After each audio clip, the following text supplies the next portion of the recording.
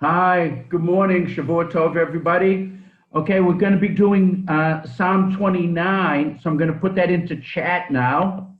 So we're doing Psalm 29, and this is the last of the series of 6 psalms/poems that introduce Kabbalat Shabbat. Now, we're used to, Kabbalat Shabbat begins with Yedid Nefesh, but okay, but that maybe someday we'll do Yedid Nefesh. That was not originally meant for Kabbalat Shabbat. But so we have 5 Psalms in the 90s that, according to tradition, were written by Moshe Rabbeinu. It was written by Moshe Rabbeinu, and those Psalms are about declaring God as king. And the kingship of God, as we remember from Rosh Hashanah, is primarily about Bria. So we're talking about the 6 days of creation. Then we get to the 6th poem, and the tradition is to read Psalm 29. There actually was once a custom that is not so common today, which is to only recite this psalm. In other words, instead of having 6 psalms, you just do this one. And this one represents the 6 days of the week. And then we have Lecha Dodi, and then we have Mizmor Shir Liyom HaShabbat, representing, of course, Shabbat. So that custom exists, and actually that's my custom. The reason it's my custom is a lot of the students of the Vilna Gaon had that custom, but a lot of my customs, besides the fact I'm Lithuanian and liked the customs of the Vilna Gaon, but as I was becoming religious, I always picked the customs that minimized the amount of Hebrew I had to read. So originally, when I first started coming to shul Friday night, it was right around my bar mitzvah, and I really couldn't read at the same speed. We didn't have any Kalbach minyanim then. Kabbalah Shabbos was pretty quick in my shul. So everybody just was zipping through. So I used to read them in English, and then one of the older yeshiva guys in the shul explained to me, there is a custom of skipping this and skipping that, and so I joined the skip as much as possible team. So I would say fewer, but hopefully I said it better. So there was a time, and basically I still pretty much do it, depending upon whether or not they're singing and I want to join in. But quite often I'm learning during the other Psalms, and this is the Psalm I really recite, because this is the Psalm that's supposed to really get you into the mood for Shabbat. That's what this is really, and that's one of the reasons that we sing it. It's one of the reasons that we stand for it, although I'm going to give another reason for standing in a minute. But this is the psalm that you're supposed to really feel, wow, we're entering Shabbos, and that's supposed to be very, very powerful. What I want to, as an introduction, though, I just want to mention there are a number of theories about what this psalm is about. The theories, actually, are a tremendous spread. Some people say the psalm is about Ma'amad Har Sinai, and we'll see why in a few minutes that opinion was popular.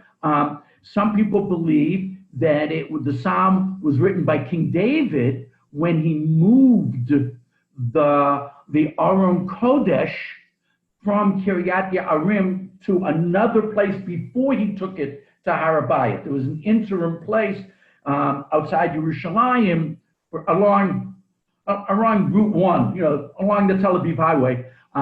Started in Telstone, then he moved a little bit closer near what today is Mevaseret, and then he brought it to Yerushalayim. So there is a theory that he wrote the poem as a celebration of moving the Aron Kodesh to a more respectful location and bringing it closer to Yerushalayim. I think the most popular amongst the many commentaries I've looked at is that this psalm actually is a commemoration or a reaction to a tremendous physical, natural event that took place in Lebanon, Syria, north of Israel, and it included all of the the terrible ramifications of a massive earthquake, which was number one, noise, tremendous noise. We're going to see a lot about noise in the poem. Number two is a lot of breaking things, breaking trees and breaking hills, but also fire. That quite often things are knocked over in houses and whatever, and cause there to be fire as well. The earthquake in San Francisco at the beginning of the 20th century, more people died from the succeeding fire than from the earthquake itself. Not that many people were crushed by buildings, but people were sadly consumed in the fires that followed in its wake. So that is one of the opinions as well. Okay, I hope nobody's waiting anymore. Okay, so someone just asked. Yes, we are doing Psalm 29. So now let's actually begin the psalm. And okay, it starts off with Mizmor David. So we are attributing this psalm to David HaMelech. And like I said, one of the stories about its writing is indeed that David HaMelech wrote it because he was preparing to bring the Aron Kodesh to Yerushalayim. And then it says, Havu Lashem B'nei Elim. Okay, this is going to take us a while. This is the first mention of Yud K, Vav K in our poem. And again, one of the reasons that we stand when we recite the poem is that we mention God's name 18 times. So, we've got like a, what comes first, the chicken or the egg.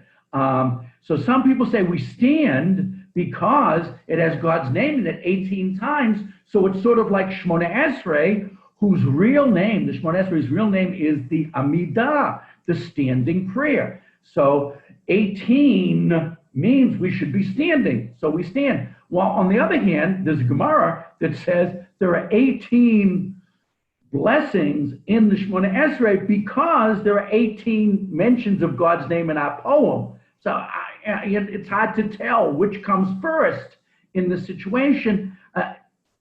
Sidebar, okay? We know that there are 19 today, but we're ignoring that 19th blessing because that was added as a reaction to a combination of minim and malshinim, heretics, probably Christians, and malshinim, people that were telling the Roman authorities about Jews who were studying Torah or were praying, so that there was we added a blessing to curse these negative personalities in our community around the year 100 of the Common Era. End of sidebar, back to our prayer. So we're saying, God's name 18 times, and that's very powerful. 18 times we would say, high, life. Except the idea of 18 meaning high or life is a relatively late, it's achronim. It only starts maybe 16th, 17th centuries that people started the idea we see people wear a high. The idea of wearing a high is relatively recent. So the 18 and high wasn't the big deal. However, the earlier authorities talking about 18, wow, 18 times God's name, because what happens is if you have God's name 18 times, that means each time we have God's name, it's 4 letters. So 4 times 18 is 72.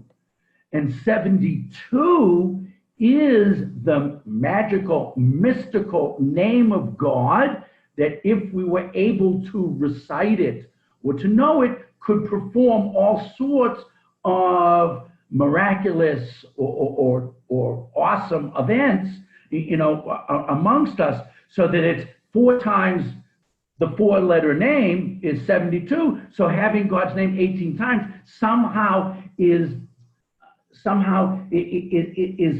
attaching us, is somehow allowing us to draw the power from the 72-letter name of God.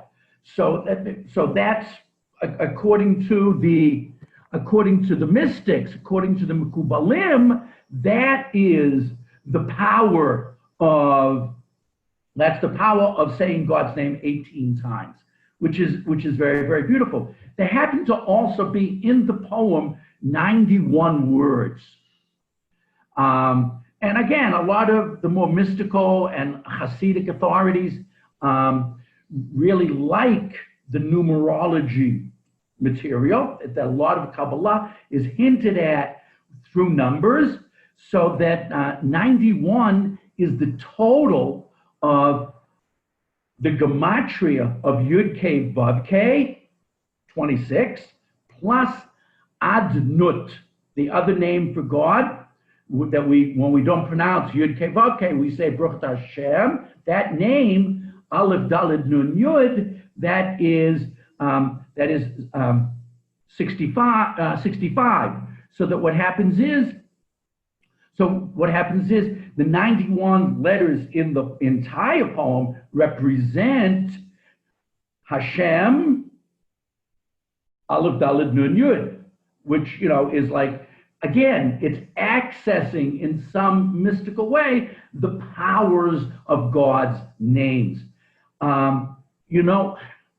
Knowing names is considered to be a very powerful thing. I don't think we view it that way as much. But I remember when I was in junior high, middle school, they call it now. When I was in middle school, we'd have a substitute, and we wouldn't tell the substitute our name. We'd say our name was somebody else in the classroom. It was partially a joke. It was partially this idea that, well, if he was going to write down our name and tell the principal we did something bad, he'd give another name. But the idea of knowing a name carries a certain power historically. And if you remember growing up, we had many fairy tales that if you could give the name, you could control the object. So, of course, the most famous one is Rumpelstiltskin. But that idea is very powerful throughout human tradition. Okay, so again, names Havu Lashem B'nai Elim. So now back to the poem itself, to the psalm. So Havu is not a Hebrew word according to most of the commentaries. The translation for Havu in the Targum Yonatan, when he says Havu, he says Havon, and that's because Havu, according to most of the commentaries, is an Aramaic word which means to give. So a lot of my translations say grant to the Lord, ascribe to the Lord. However, that's not Rashi. Rashi, and the Malbim agrees with Rashi, is Havu is a Hebrew word and is not that Aramaic word, and it really is like Havak Nitchak Malah, which is what Pharaoh says in the beginning of Shemot, and he says, let's prepare ourselves to deal wisely with these, onerous Jews, right? So Hava may be a language of prepare. Prepare to, prepare for Hashem.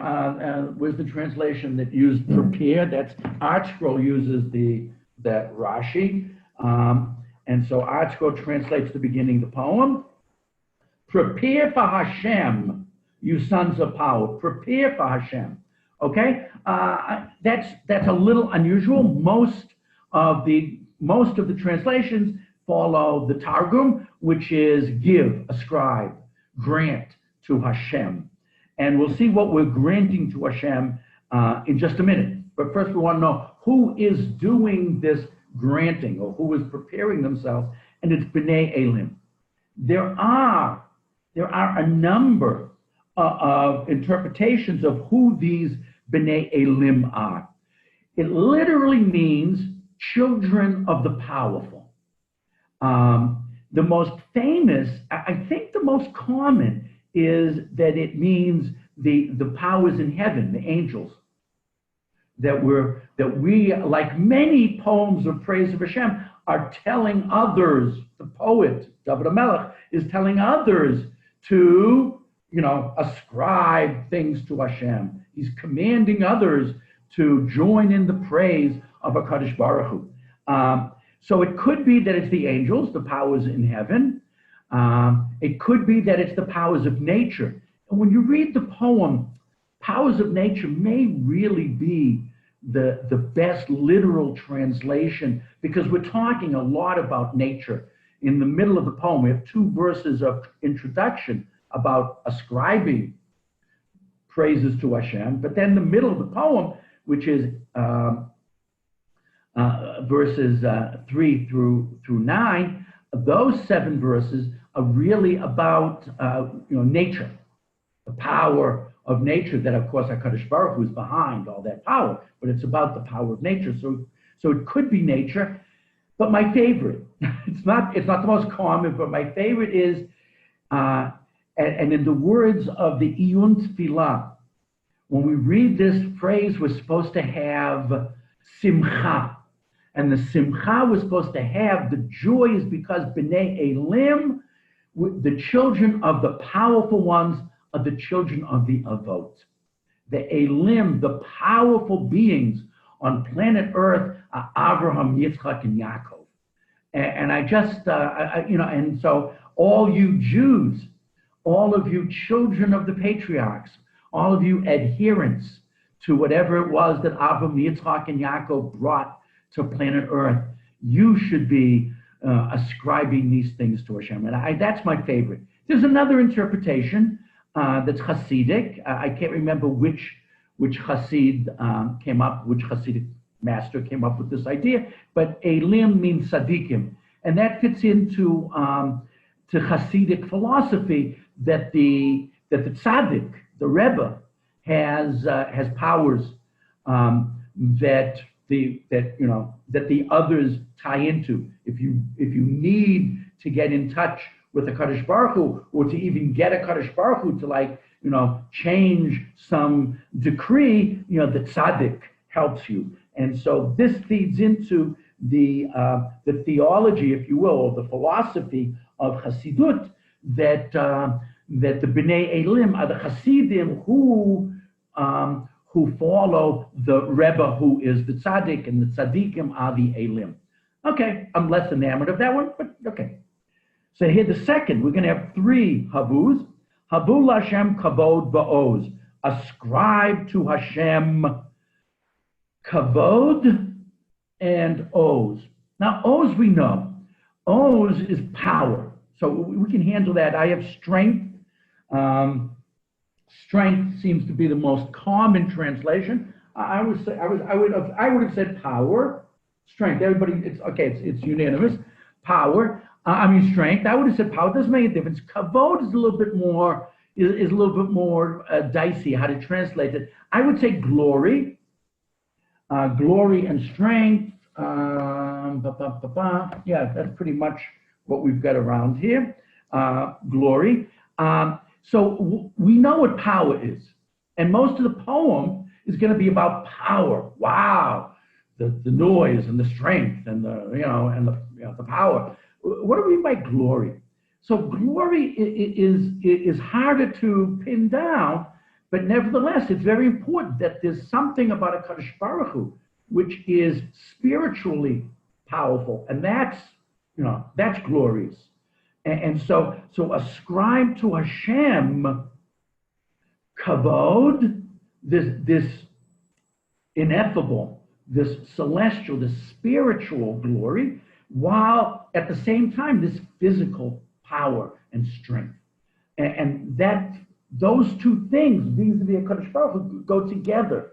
that there is the spiritual aspect, and that's the more of the wow in terms of that we're moved. That's the glory. We are truly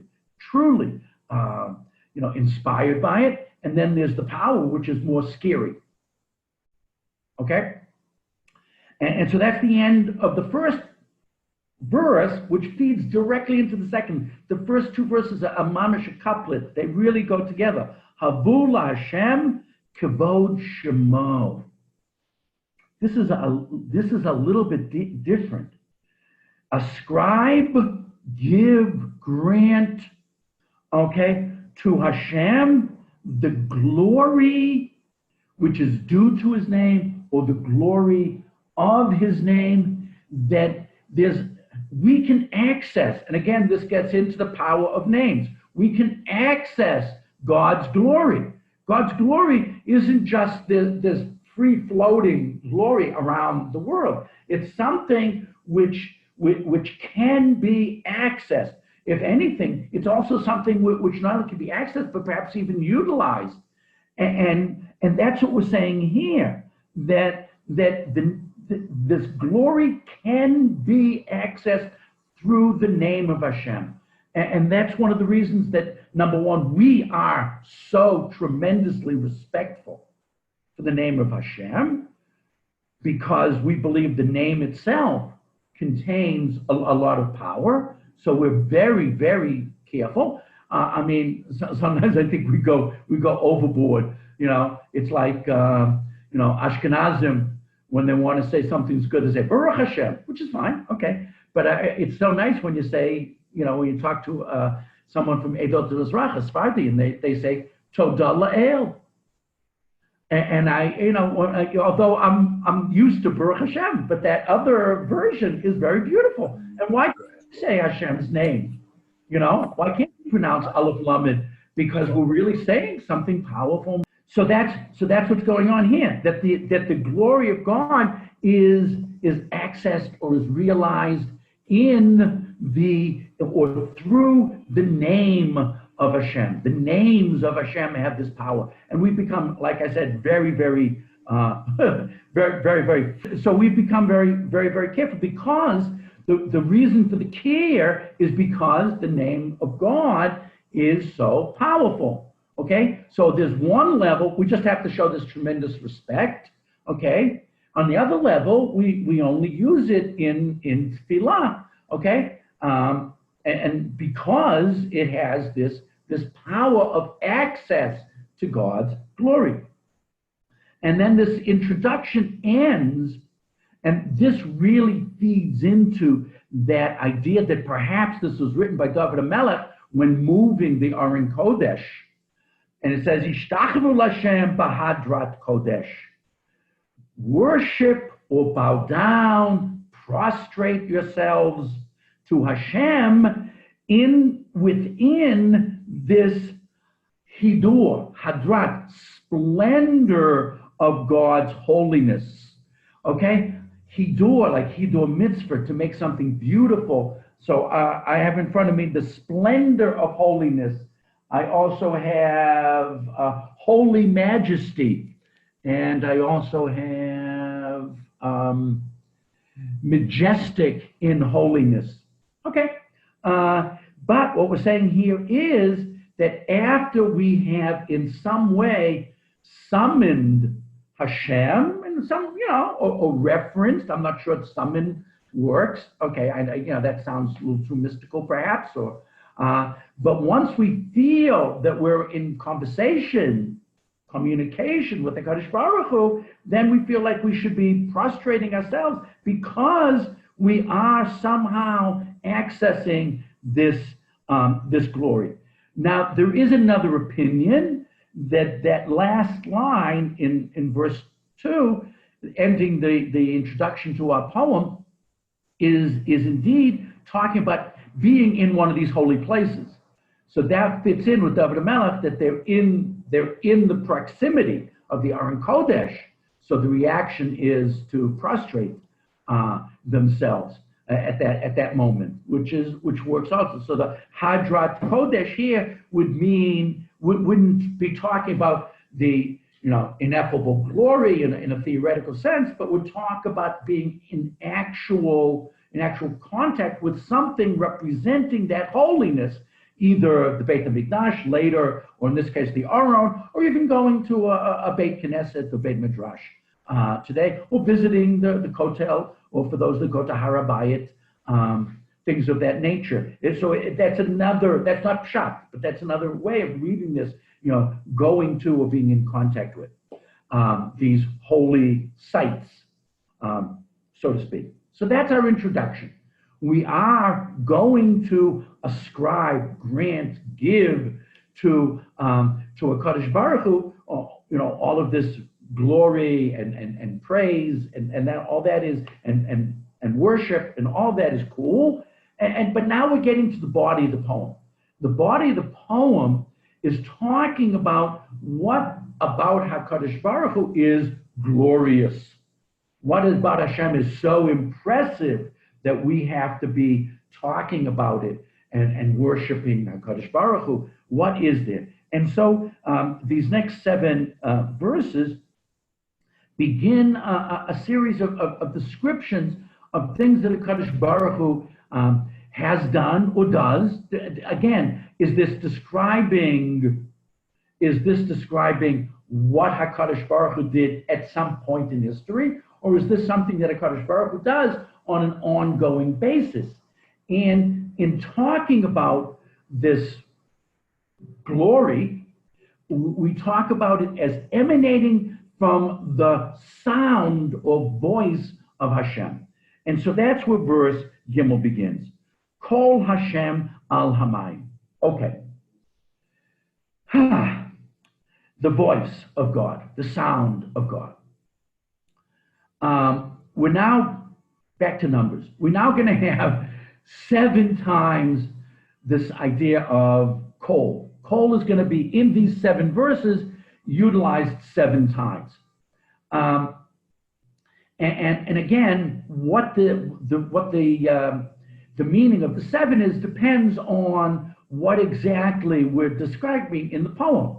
So right away at the beginning of the poem, it says, Kol Hashem alamayim. Oh, the voice of God is over the water. So some people say, oh, that was at Bereshit, the beginning of creation. And that makes sense because after the water, we're going to talk about the mountains, then we're going to talk about the foliage, and then the animals. So it sounds like the week of creation, and that fits in. Other people say the voice of God over the water is a reference to the Mabul, to the flood in the days of Noah.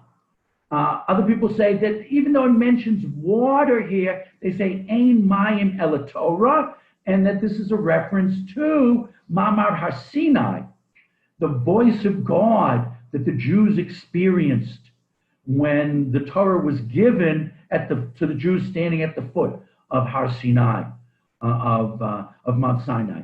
While others say, no, it's talking about nature. And so there are 2 other customs about this poem that I have to mention at this point. Based on this argument, some people, not me, I think it's Eidot Mizrach, recite this poem on Shavuot because it represents and is talking about the sound and voice of God at Mount Sinai at the giving of the Torah. So there is a custom to recite this poem on Shavuot.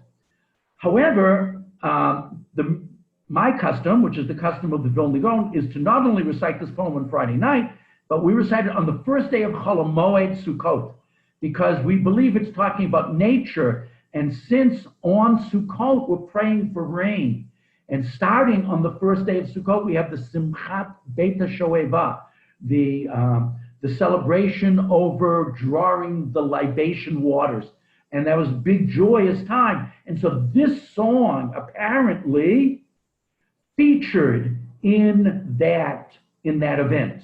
And so it is the custom, according to the Vilna Gaon, to recite this as the Shir Shel Yom for the first day of Chol HaMoed Sukkot. And I happen personally to follow that minhag. And then that brings us back to, what about the number 7? I mean, we love the number 7. That's one of our favorites.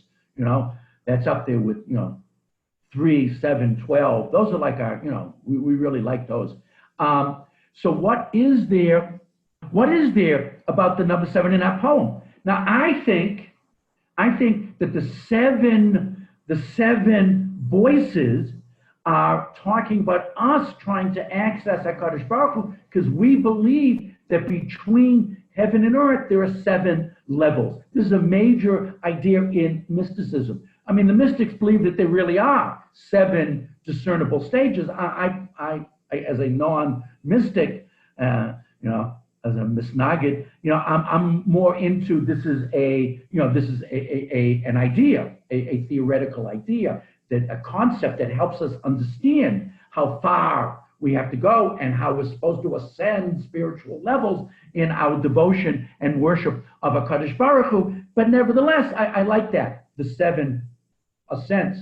And actually, the Hasidim say that each of the 7 voices can be related to each of the 7 midot of the Ushpizim, of the great leaders of our nation, our shepherds, who we access again on Sukkot. So we go Chesed, Gevura, Tiferet, goes up, Netzach, Hod, Yesod, and Malchut. So that's the 7. However, there is an opinion in the Gemara, in Brachot, that the 7 in our Tefillah is the source for the Amidah, the standing Shmona Esrei, well, it's not Shmona Esrei, it's only, of Shabbat, which has 7 mentions of God's name, and it's like the exemplar of those 7 blessings which we recite on Shabbat. 3 blessings at the beginning, praising God, Magen Abraham, and Mechayim Metim, and Hakel Kadosh. Okay, and then at the end, the 3 blessings of thanks, right? And then in the middle, we just have one, Mekadesh HaShabbat. And so the custom developed to sing this psalm while preparing to daven the Musaf prayer. And that's why we sing it on Shabbat when we return the Sefer Torah to the Aron. And we don't do it on weekdays. We don't do it on Chag. It's only on Shabbat, because the original 7 blessing prayer was apparently the Musaf of Shabbat. And so that's the Kol Hashem 7 times is the 7 brachot in the Amidah of the Musaf of Shabbat. It's also in the other prayers of Shabbat as well, but for some reason they emphasize Musaf, and that because apparently that was the first prayer when we were replacing the Musaf offerings in the temple. So this idea means that our prayer is both referencing the Shmona Esrei 18 blessing prayer of weekdays and the 7 blessing prayer of Shabbat. So we've got the weekdays moving into Shabbat, which makes this an amazingly beautiful transition for Kabbalat Shabbat, as we are in the process of being Mikabel Shabbat.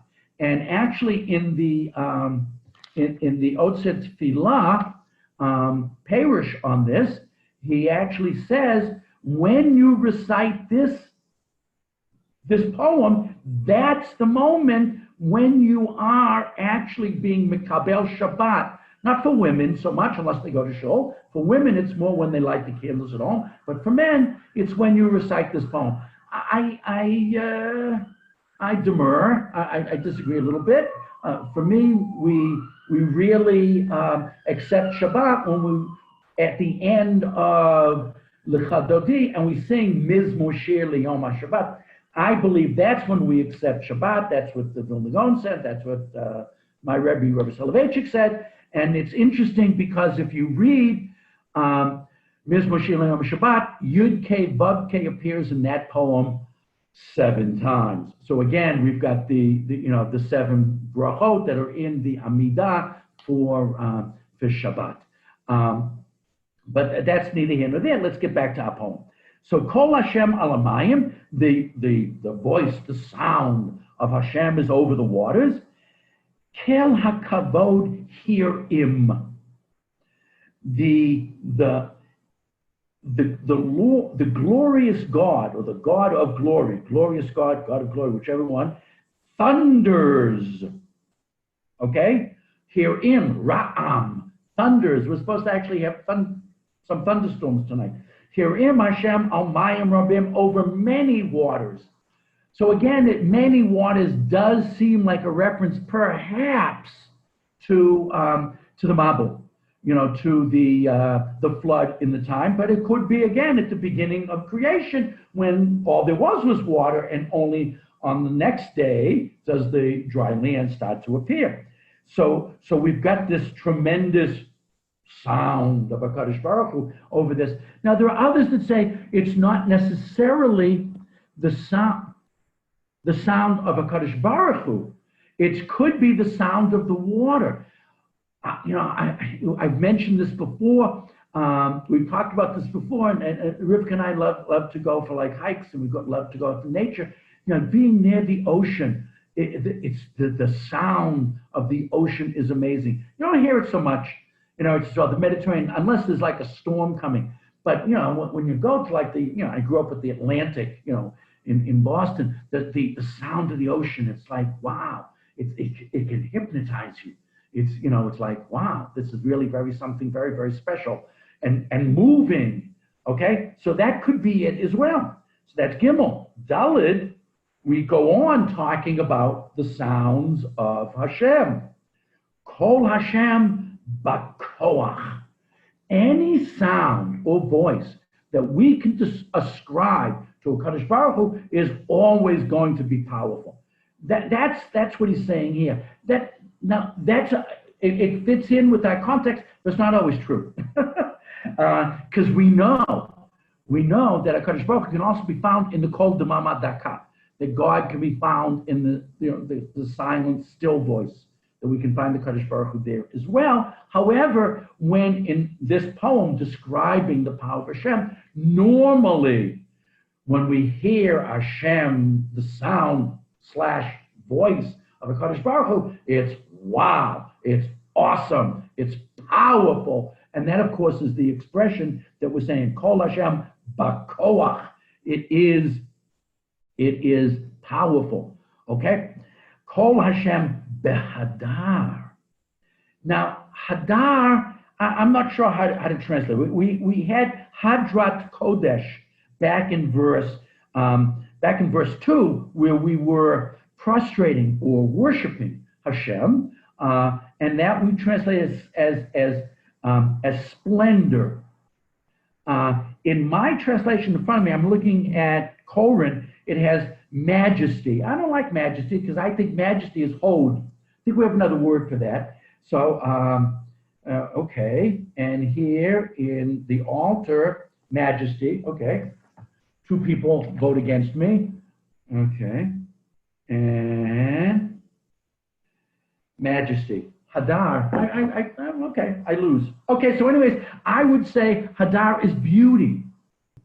And when we say that, hidur mitzvah, we use the word all the time. We in America, we had this company that made all sorts of kosher food, Hadar. It usually means beauty as opposed to majesty. Beauty and majesty affect us in different ways. There are like different like receptors in the brain to beauty and to majesty. One is more respect, and maybe fear, while the other is more awe, and one is more, is a warmer sense. Okay. Don't know. Okay. Kol Hashem b'koach, Kol Hashem b'hadar. Again, the sound, voice of Hashem is powerful. It's full of strength. Okay. Kol Hashem b'hadar, but it's also beautiful. I think it's also beautiful. There are some There's some symphonies where they have this amazing, blast of music. There's, I guess you could say, a Haydn surprise symphony when it just comes, it's quiet, quiet, quiet, and then blasts out, or the fourth movement of Beethoven's Fifth Symphony. There's just because it's loud doesn't mean it can't be beautiful. And I think that's what the poem's saying, that the sounds that emanate from HaKadosh Baruch Hu tend to be very powerful sounds, but that doesn't in any way diminish how beautiful they are. And okay, that's how I look at the pasuk. Okay, now we're moving from the oceans to the land. And when we hit the land, we're talking about, first we're going to mention trees, but then we're going to talk about the land itself, which again sort of lends itself. Oh, maybe this was talking about that earthquake event that they were talking about. But anyways, let's go to verse 5. We're not going to get much further today. It's okay. Kol Hashem shover arazim. The sound of God breaks the cedars. Now, I mean, growing up in America, when we talk about massive trees, we talk about, the redwoods, the California redwoods, right? But in Eretz Yisrael, the tree that really impresses us is the cedar, and they're the cedars of Lebanon. Rivka and I just did a hike last week here in Yerushalayim, in Ya'ar Yerushalayim. It's beautiful, and they had a cedar tree that was planted there in honor of Ben Gurion, and it's very nice. And you see the tree; it's beautiful, and it's nice the way it spreads out, but it's not majestic. And there's something about our, I think it has to do with the weather. To grow the majestic cedar tree, you need colder weather, I think, than we have, colder winters. But people that have gone to Lebanon, sadly to fight, when people came back in the 80s and talked about what they had seen in the 90s, talked about what they had seen in Lebanon, the first thing they would talk about is how beautiful it is. And they talk about how impressive the forests were and the trees. You can't get your arms around these massive cedars. So the cedar tree is very, very strong. I was recently saw a video about a archaeological project that took place on Rabbi in the Al-Aqsa Mosque in the late 20s or early 30s, because the roof collapsed. And what happened was, when they had to rebuild the buildings, they took out all this wood that had been there. We're talking about what, 80 years ago, 90 years ago, 90 years ago, and they did testing of the wood. The wood was cedar that apparently had been brought from Lebanon to be the roofing material in this building that was built over 1,000 years ago, the Al-Aqsa Mosque. The wood was 3,000 years old. Some of it was 3,000 years old, which means that perhaps some of that wood that was being used as roofing material that finally collapsed after 3,000 years was from the first Beit HaMikdash. And that's how strong. In other words, instead of using steel beams, they were using beams made of arzei levonon. There is, and I guess I'm gonna stop with this. We'll continue next week.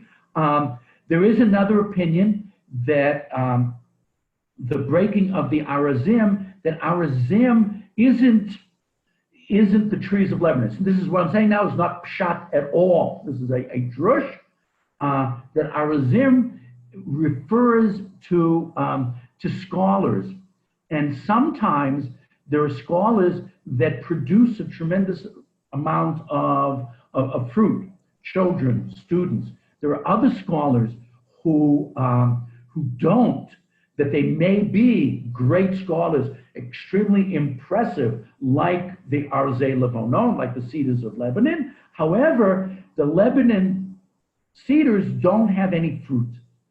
And so there are some scholars that even though they're extremely impressive and wow us with with everything about them, but if they don't have students and children that carry on, then eventually history breaks the influence of those once mighty cedars or people. It's interesting that that this is a negative, but in one of the sad poems about the Asar Harugei Malchus called Arzei Levonon, that they were cedars of Lebanon, and there we mean it in a more complimentary way. But we use the word to mean almost anything that's extremely impressive, and I hope that someday we can we can get visas to visit a peaceful Lebanon, so that we can appreciate the beauty of South Lebanon and not have to do it in uniform. I hope that we can somehow find a way to make peace on that border, which is right now very, very, very, very scary. Okay, we're gonna stop at this point, and we'll continue with the poem next week. I hope we'll finish it next week. And I just wanna say that when we finish this, we're gonna do something unusual. We're going to Lecha Dodi, because it's a poem and it fits in, and we've been doing Kabbalah Shabbat, even though it's not a psalm, but it is a very, very beautiful poem. So I'm just saying so if next week, if we finish the poem, I'm not sure, we will, but I don't know if we'll get a chance to start Lecha Dodi, but in any case, arm yourself with a Siddur as well as a book of Psalms, please, next week.